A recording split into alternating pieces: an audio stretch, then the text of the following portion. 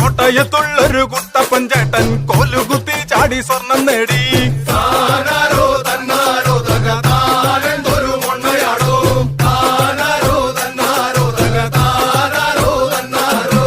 ആറിട്ട റൊട്ടില് ചൂലിട്ടൊരച്ചപ്പട്ടാറിനും ചൂലിനും തീ പിടിച്ചേ.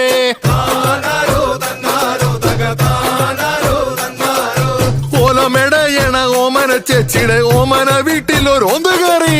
ഒന്തിങ് തള്ള് പന്തിങ് തള്ള് ഓന്തും പന്തും കൂടി ഉന്തും തള്ള്.